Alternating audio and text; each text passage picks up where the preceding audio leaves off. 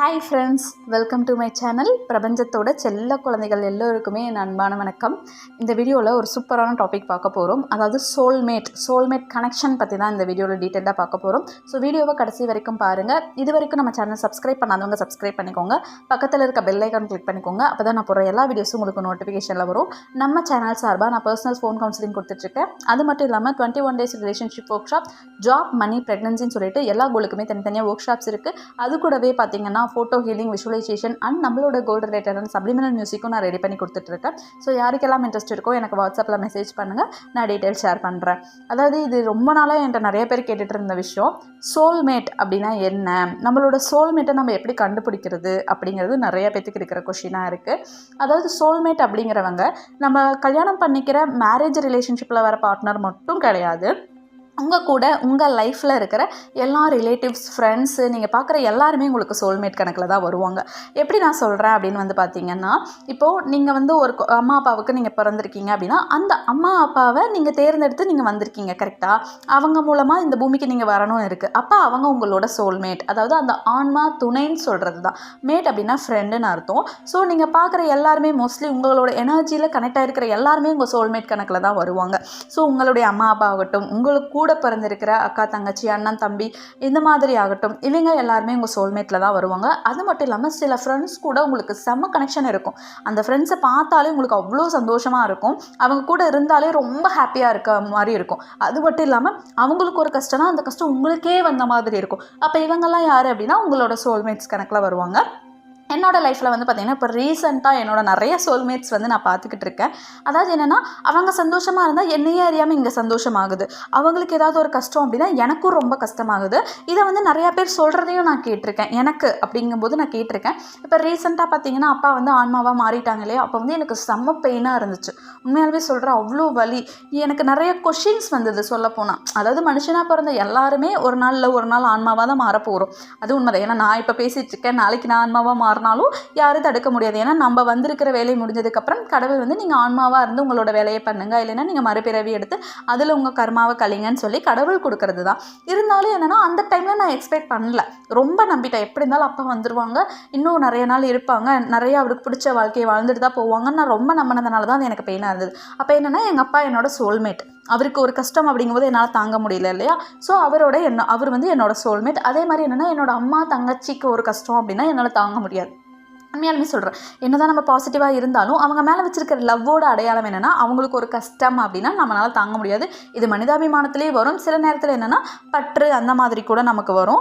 அந்த வகையில் பார்க்கும்போது அவங்க 2 பேருமே என்னோடய சோல்மேட் அப்படிங்கிறது எனக்கு தெரியும். அதே மாதிரி தான் என்னோடய இன்லாஸு, என்னோடய ஹஸ்பண்ட் எல்லாருமே என்னோடய சோல்மேட்டில் வருவாங்க.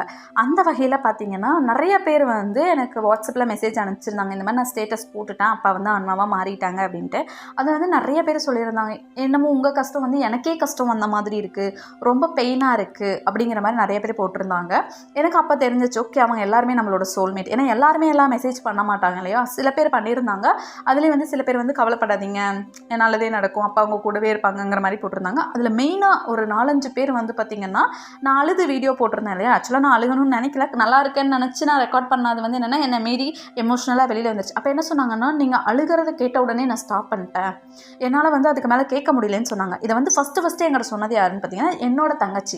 அதாவது என் கூட பிறந்த என்னோட தங்கச்சி சொன்னாங்க, உன்னோட வீடியோ நான் கேட்டுட்டு இருந்தேன், கரெக்டாக நீ அழுக ஸ்டார்ட் பண்ணனே நான் வச்சுட்டேன், என்னால் அதுக்கு மேலே கேட்க முடியல, எனக்கு ஒரு மாதிரி ஆயிடுச்சு அப்படிங்கிற மாதிரி அவங்க தான் ஃபஸ்ட்டு சொன்னாங்க.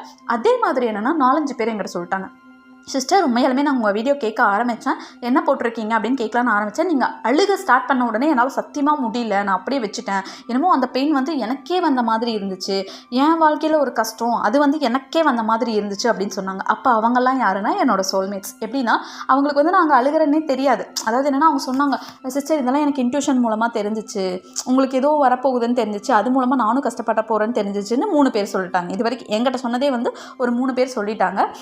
டேரெக்டாகவே சொல்லிட்டாங்க, சொல்லிட்டாங்க, சிஸ்டர் எனக்கு இன்ட்யூஷன் மூலமாக ஃபஸ்ட்டே தெரிஞ்சிருச்சு ஏதோ ஒன்று நடக்க போகுது, ஒரு மாதிரி இருக்குது, அந்த சிஸ்டர் கஷ்டம் வரும்போது எனக்கும் கஷ்டம் வருங்கிற மாதிரி எனக்கு இன்ட்யூஷனில் தோணுச்சு அப்படின்னு சொன்னாங்க. உண்மையால் அதுதான். என்னென்னா நான் சொன்னேன் இல்லையா, அப்பாவுக்கு வந்து இந்த மாதிரி வந்து உடம்பு சரியில்லாமல் போக போகுதுங்கிறப்போ எனக்கு வந்து மனசு ரொம்ப பாரமாக இருந்துச்சு. அதே மாதிரி செகண்ட் ஆப்ரேஷன் அப்போ பார்த்திங்கன்னா எனக்கு நிறைய அலையிற மாதிரியே தான் சுச்சுவேஷன்ஸ் இருந்துச்சு. நான் என்ன நினச்சிட்டேன் அப்படின்னா, ஓகே அப்பா வந்து நல்லாயிடுவாங்க, அதுக்கு பதிலாக இந்த கர்மாலாம் இப்படி கழியுதுங்கிற மாதிரி நான் நினச்சிட்டேன். பட் ஆனால் அது எல்லாமே கடவுள் வந்து எனக்கு கொடுத்த இன்ட்யூஷன்ஸ் போல தான், ஓகே அப்படிங்கிற மாதிரி. ஆனால் கடவுள் வந்து கடைசியில் பண்ண ஒரு ரொம்ப நல்ல விஷயம் என்னென்னா, அப்பா கூட கடைசி 2 நாள் நான் கூட இருந்தேன் அப்படிங்கிறது மட்டும் தான். ஏன்னா அந்த நாள் ஃபுல்லாக நான் அப்பா பக்கத்துலேயே தான் இருந்தேன். இப்போ மண்டே மார்னிங் அப்பா வந்து ஆன்மாவாக மாறுறாங்கன்னா சண்டே ஃபுல்லாக நான் அவர் கூட தான் இருக்கேன் 24 ஹவர்ஸும். சனிக்கிழமை நைட்லேருந்து அடுத்த நாள் காலையில் வரைக்கும் நான் அவர் கூட தான் படுத்திருக்கேன். அதுக்கப்புறம் என்னென்னா டே ஃபுல்லாக நான் அவர் கூட தான் இருக்கேன். எதுவுமே நான் பண்ணலை, எதுவுமே எனக்கு பண்ணவும் தோணல, தலை பயங்கரமாக வலிச்சுது.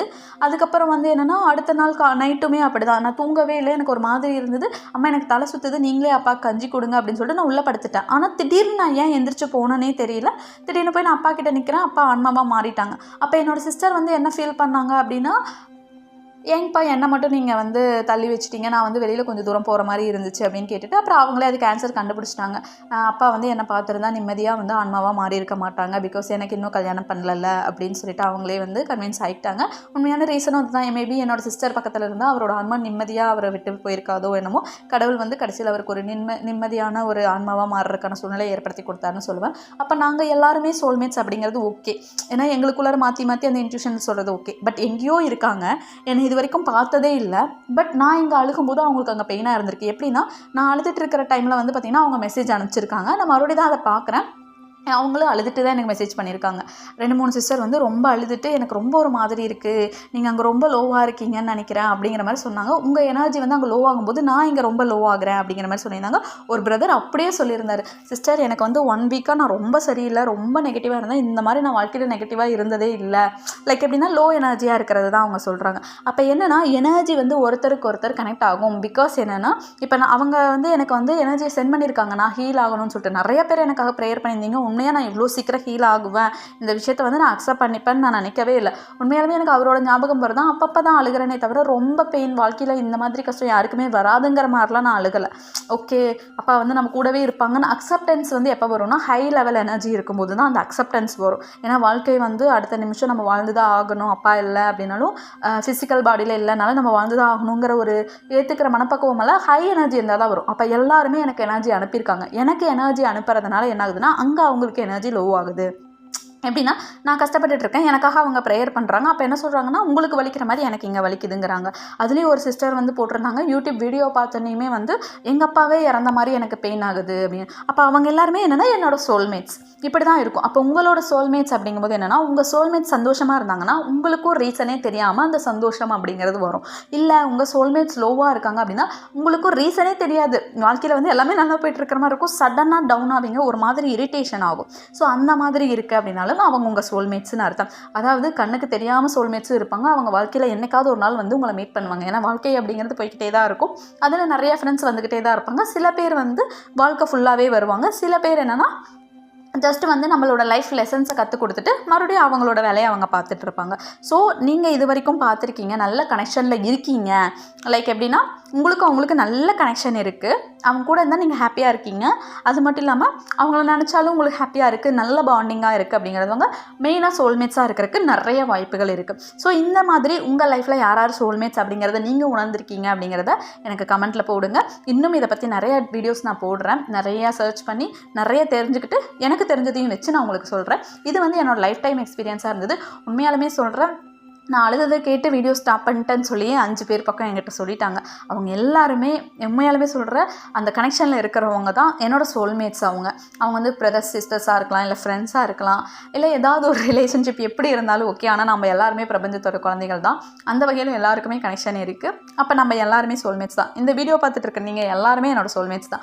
ஏன்னா நிறைய பேர் வந்து வீடியோ பார்க்கும்போது எனக்கு பாசிட்டிவாக மாறுது, நான் பாசிட்டிவாக இருக்கேன்னு சொல்கிறீங்க இல்லையா, அப்போ நீங்கள் எல்லாருமே என்னோடய சோல்மேட்ஸ் தான். ஸோ இந்த மாதிரி உங்கள் லைஃப்பில் நீங்கள் யார் சோல்மேட்ஸ்னு கண்டுபிடிச்சிருக்கீங்களோ அவங்கள கமெண்ட்டில் மென்ஷன் பண்ணுங்கள். நம்ம இன்னும் நிறையா கற்றுக்கலாம். யூனிவர்ஸ் நம்ம கூட இருந்து நமக்கு நிறைய லெசன்ஸ் கொடுத்து வாழ்க்கையில் நம்மளோட வெற்றி அடையிறதுக்காக நம்மளை கைட் பண்ணிகிட்டே இருக்காங்க. Thank you friends, thank you universe.